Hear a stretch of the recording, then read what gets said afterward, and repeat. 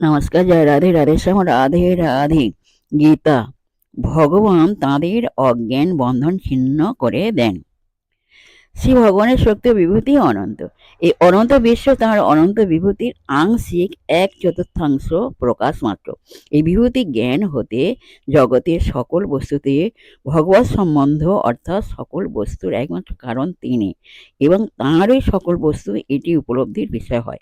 এর ফলে শ্রী ভগবানে অবিচলিত ও শ্রদ্ধাপূর্ণ ভক্তিযোগ লাভ হয়।